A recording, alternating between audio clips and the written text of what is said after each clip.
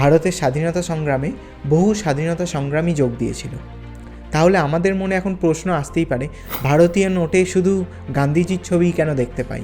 কেন সুভাষচন্দ্র বসু, ভগৎ সিং, ক্ষুদিরাম বসু, সর্দার বল্লভভাই প্যাটেল, জওহরলাল নেহরু, আরও কত সংগ্রামী ছিল, তাদের কেন আমরা দেখতে পাই না?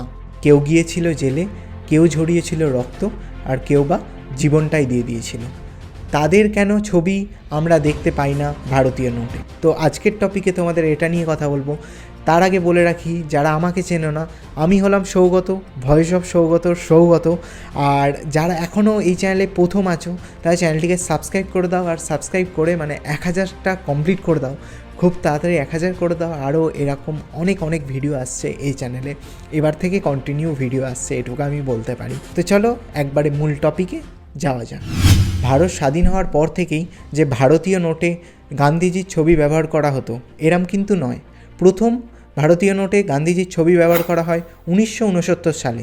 তাহলে এখান থেকে এখন প্রশ্ন আসতেই পারে যে তার আগে ভারতীয় নোটে কী ছবি ব্যবহার করা হতো।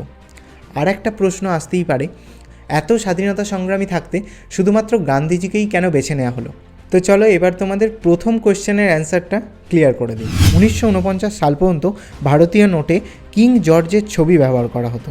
এরপরে অশোক স্তম্ভের ছবি ব্যবহার করা হতো ভারতীয় নোটে।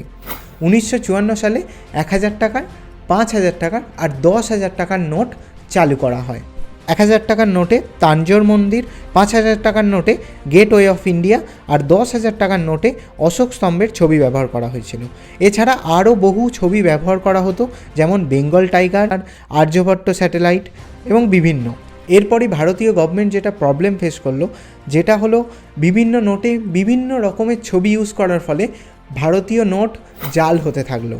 বিভিন্ন জাল নোট নতুন বলছে আজকে এই নোট বেরিয়েছে অন্য কোনো ছবি দিয়ে। তো এই প্রবলেম থেকে বেরোনোর জন্য যে কোনো একজনকার ছবি ভারতীয় নোটে ইউজ করতে হবে, সেইখানে সিদ্ধান্ত আসে।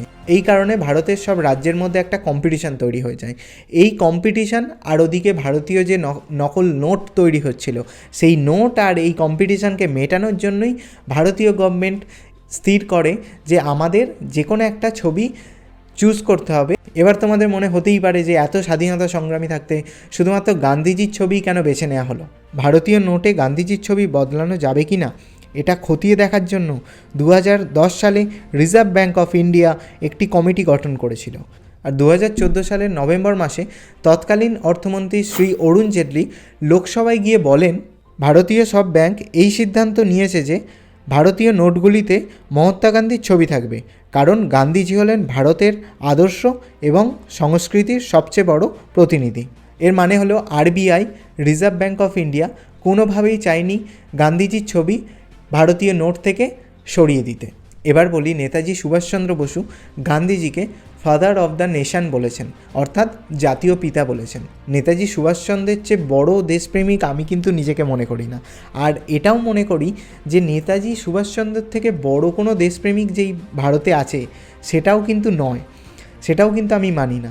তো ওনার মতো মানুষ যখন গান্ধীজিকে ফাদার অফ দ্য নেশন বলেছেন, তো তাই আজও আমরা গান্ধীজির ছবি ভারতীয় নোটে আমরা দেখতে পাই। এছাড়াও বলে রাখি, গান্ধীজি দেশের মানুষের কাছে সর্বসম্মত ও অত্যন্ত পছন্দের মানুষ ছিলেন। আদর্শগতভাবে জাতি, ধর্ম, বর্ণ নির্বিশেষে সমস্ত মানুষের কাছে গান্ধীজি একটি ভালো ভাবমূর্তি ছিল। ফলে ভারতীয় নোটে গান্ধীজির ছবি ব্যবহার করায় তেমন বিশেষ বা বড় স্কেলে কোনো প্রতিবাদ হয়নি। তো এই ভিডিওটা থেকে তোমরা কী জানতে পারলে সেটা কিন্তু আমি জানতে চাই, তোমাদের রায় আমি দেখতে চাই কমেন্ট সেকশানে।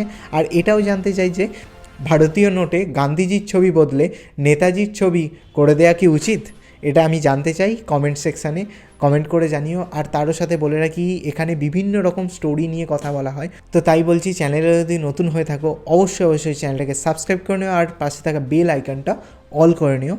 আর দেখা হচ্ছে খুব তাড়াতাড়ি নতুন একটা ভিডিও নিয়ে। জয় হিন্দ, বন্দে মাতরম, ভারত মাতা কি জয়।